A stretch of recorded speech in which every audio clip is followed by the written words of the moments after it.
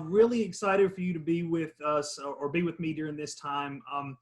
We're going to start this lesson off just by letting you know that this is small group time. And you know what that means? That means that you get me all to yourselves for, let's say for at least the next 10 or 15 minutes. And so what I'm going to be teaching you today, it's a big term, but I'm going to make it make a lot of sense for you. And so you're going to be learning how to understand multiplicative comparison. All right, so I know that that's a big term. Some of you may have heard that before, and if you haven't, it's okay. I'm going to break it down into understandable chunks for you. And so let's go ahead and begin. So we're going to begin this lesson. It's pretty simple with what I call a refocus question. You may have heard this before in your classrooms as an essential question or a target question. And the question is very simply, what does it mean to compare two amounts? All right, so now that we know that refocused question, all right, Linnea, I'm sorry, did you have a question? Oh, you lowered it. All right, good. All right, so now that I've introduced you to this refocused question, we're going to go ahead and move on with the lesson. But the key to this refocused question is that you're going to be able to answer this by the time we finish today's lesson. That is, what does it mean to compare two amounts? All right, let's go ahead and get started. So before we get started, I have 4 vocabulary terms that we're going to work with today. All right, the first one is equation, factor, multiply, and product. All right, raise your hand either digitally or online if you've heard these 4 terms before. All right, good deal. All right, so you shouldn't be a stranger to any of these. Perfect. So once again, equation, factor, multiply, and product. And if we're going to work with these, I need to show you exactly how it is that we're going to use these today. So we're going to start with 2 of our terms, which is going to be factor and product. And so right here, I have 2 sentences that explain to you that every multiplication problem that you encounter has to have 2 factors. If you only have 1, it's just a number with an X next to it, okay? So you have to have 2 for it to be a multiplication problem. Now, what you do with those factors is once they're multiplied, that's where we come up with our product, okay? So if you look at this problem, we have 3 multiplied by 2 equals 6. All right, pretty simple multiplication problem, right? All right, so the next 2 vocabulary terms that I want to introduce you to are multiply and equation. All right, so this sign right here, right, this sign stands for multiplying, okay? Can anyone else unmute themselves and tell me another way you've heard someone say multiply? Some people use a different word instead of multiply. Can someone tell me what that is? Sanaya?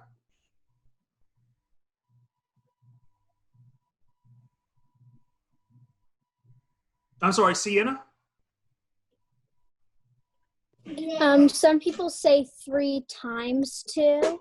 Okay, absolutely. So a lot of other times we hear someone, instead of saying this problem 3 multiplied by 2, they'll say 3 times 2.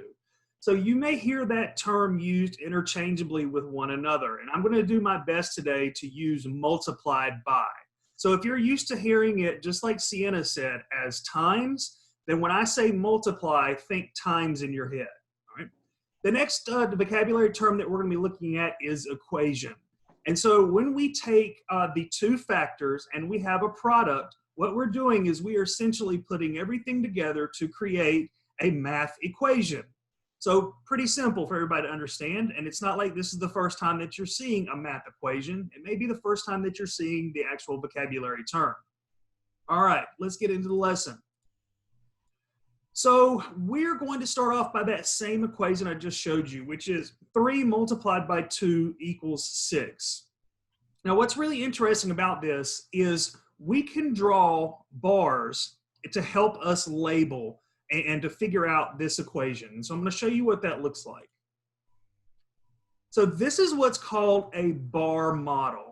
And what this bar model does is it shows us that we just took that that equation 3 times 2, or 3 multiplied by 2 equals 6, and we can create a bar model that shows us that 3 times as many as 2 is equal to 6. So the way that I'm going to create present the rest of this lesson to everybody is I'm going to do the first one for everybody. So the only thing that I need you to do is just watch. Then the second one we're going to do together as a small group. And then the last one you're going to do on your own. All right? So all I need you to do right now is just follow me and watch exactly what I'm getting ready to show you. So we're going to start with this language up here. And instead of showing you an entire word problem, I just pulled out some language from a word problem. And the language that I pulled out is 4 times as many as 2. And so what that tells us is that this problem, we need to show a number as 4 times that certain number. And it just so happens that the number we want to represent 4 times more is 2. So I want you right now in your homes to imagine a set of cubes or 2 cubes into one group. It looks very similar to this. All right. You guys may have used these before in your classrooms. Some people call them manipulative cubes or unifix cubes, but we're just going to call these digital cubes for our purpose of today. So if we're going to represent 2, we can represent that as 2 cubes put together into one group. All right. So now if I want to represent those 2 cubes, and if I want to represent the language that we have in this phrase up here, now I want you to imagine that there are 4 groups of 2. So you can see right here, I have 4 groups of 2 cubes. And so if I ask everybody to count the cubes, all right, I want you to do that really quickly. And on your fingers, show me how many cubes we have up here on the screen.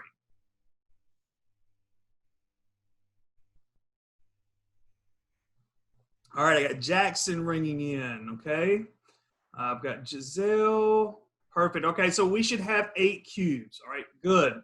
So what that tells us is we have 4 times as many as the number 2, and if that's 4 multiplied by 2, that gives us 8. So now we're going to take this and we're going to create that bar model that I talked about earlier. And all that we've done here is that we have taken our cubes that we put together in groups and we're representing them visually in another way with this bar model. So I want you to give me a thumbs up or a thumbs down. All right, thumbs up means yes, it does. Thumbs down means no, it doesn't. But do we have the same amount represented in each of these bars as we do in each of our groups of cubes? A thumbs up says yes, a thumbs down says no. All right, I got Jackson and Zane ringing in here with a yes. Majority of you are saying yes. Okay, good. So the reason I show you a bar model is because for me, it just is a simpler way and maybe a quicker way of finishing these problems. So the next thing that I want to teach you is how to write an equation that represents what we have in our bar model. So someone really quickly, it can be anyone on here, show me with your hand how many bar models of the number 2 do I have represented up here? Okay, Giselle says 4, all right? I have 4 bar models. And so the way that we take this bar model and turn it into an equation is because I have 4 bar models with the number 2 within them, then that translates into 4 multiplied by 2, and which you all told me earlier is equal to 8. All right, good deal. All right, let's move on to number 2. Now for this one, we're going to do this together. All right, so I'm going to need you to have your pencil and your paper ready. And once you have your pencil and your paper ready, what I want you to do is give me a thumbs up on the screen. All right, I'm good. Samantha's good. All right, I got some thumbs up here. Perfect. Liam's ready to rock. Jackson's ready. Zane, Linnea, and Giselle. Okay, perfect. All right, so we're going to do this one together. So I have a different mathematical phrase up here. That is 3 times as many as 9. So basically, this problem tells us that we need to show 3 times as many as some number. And that some number happens to be the number 9. So here's what I want you to do on your paper. I want you to draw a group of 9 cubes. And you can group them any way you want to. I prefer to group them this way, but that's just my preference. But go ahead and draw a group of 9 cubes for me. And when you're finished, I want you to hold it up to your camera so I can see it.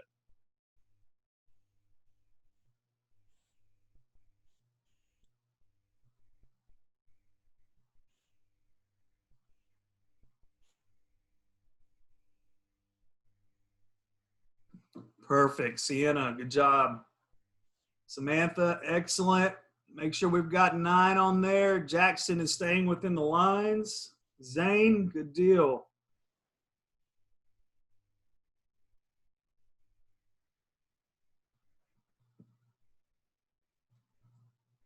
And since we're in the small group together, I want to make sure everybody's ready to rock and roll before I move on. Liam, what you got, buddy? All right, looks good. Giselle, thank you. All right, so let's go ahead and move on. All right, everybody's got their 9 cubes. Linnea's ready to rock. So now what we have to do is we have to represent that group, that group of 9 cubes, and we've got to group them together. So now I want you to take your 9 cubes and I want you to create 3 groups of 9.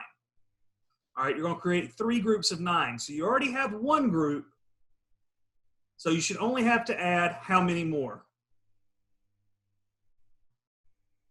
Okay, 2 more. So go ahead and give me 2 more groups of 9.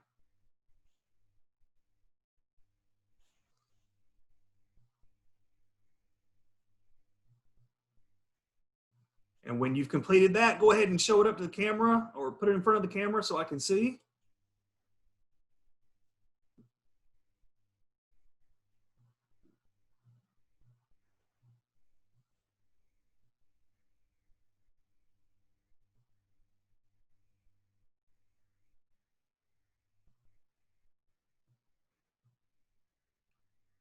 All right, Samantha, good job. Thank you.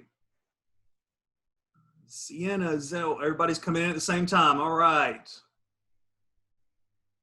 Good deal, everybody. Perfect. Giselle, thank you. All right, Liam and Linnea coming in hot. All right, wonderful. Okay, good job, everybody. You can put those down. So now that I know that you're ready to rock and roll with this next part, all right, now I want you to count the cubes. And so after you count the cubes of your 3 sets of 9, I want you to tell me how many total cubes that you have and write that below the cubes that you just drew. And then show that up and put that up in front of your camera for me. All right, so I see we come to an agreement, the majority of us. So we should have 27 cubes. Perfect. Good job, everybody. All right, good. We're ready to move on. So far, so good. So now what I want you to do is similar to what I showed you with problem 1. I want you to take these 3 sets of cubes or these 3 groups of cubes, and I want you to create a bar model for these cubes, okay? And I'm going to let you get started creating a bar model, and then I'm going to show you my bar model. So the first person that gets finished can show theirs to the camera, and then I'll show everyone my bar model that represents this value of cubes.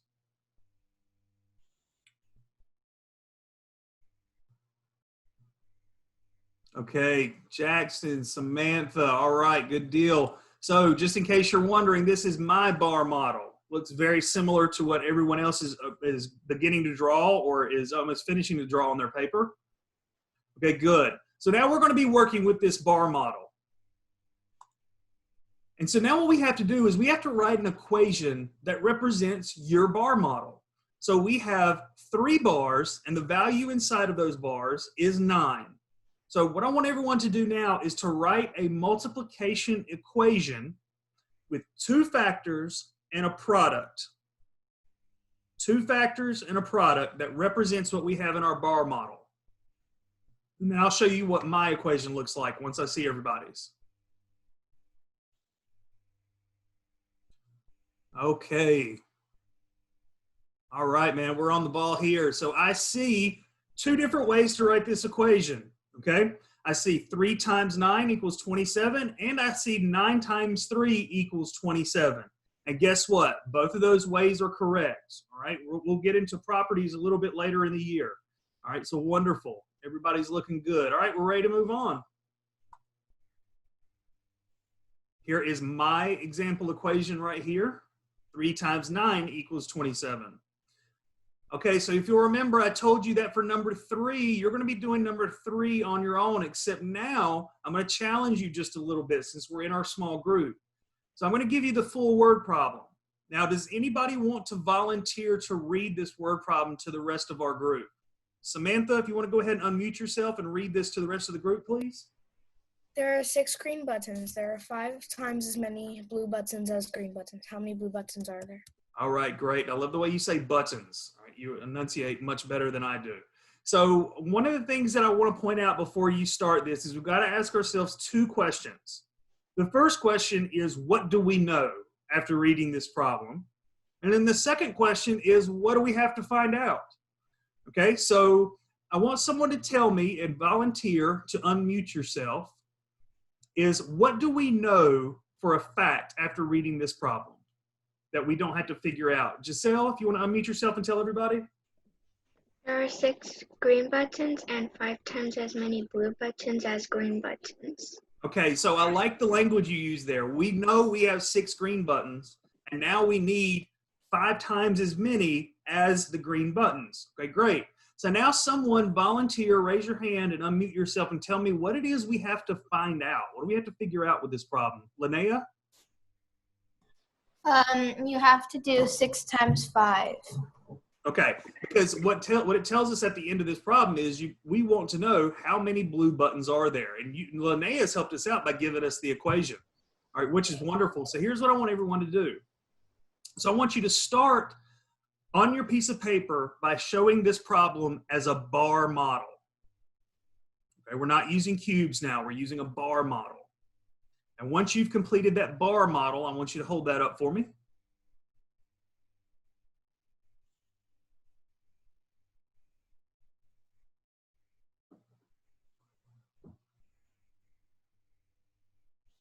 Right, Zane looking good.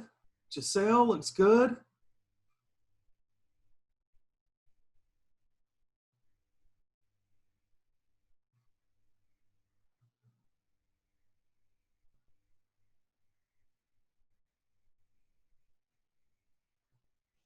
All right. Jackson, I like what I see. Linnea and Sienna. Okay. All right. So see something. All right. So Sienna, we're going to talk about your response. It's not incorrect. All right. I like it though. All right. I was hoping someone would give us that. All right. Good deal. So the majority of you wrote this problem in your bar model that looked something like this. Okay. So I saw some of you, all right, had the value 5 in the middle of your bar model, and some of you used 6, okay? And it just depends on how many bar models you used. All right, so now what I want you to do is after you've completed this bar model, your next step is to count the number of blue buttons that there is in your bar model and write that below your bar model and hold that up for me to see.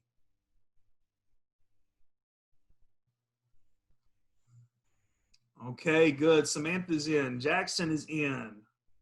Wonderful. Good. Sienna is in. Perfect. Thank you. Thank you, Giselle, Linnea, Liam. I see what you got there. All right, so let's talk about this. So one of the things I want to point out to everybody is some of you, everyone here came up with the number 30, all right? But some of you had a different bar model, and which is fine, all right? As long as you get to the same answer, all right? Wonderful. So moving forward, now I want you to take your bar model and your solution to your bar model, and I want you to write an equation that represents your bar model. Just like we did in questions 1 and 2, write an equation that has 2 factors and the solution. And once you've written that equation at the bottom of this problem, I want you to hold that up to the screen for me.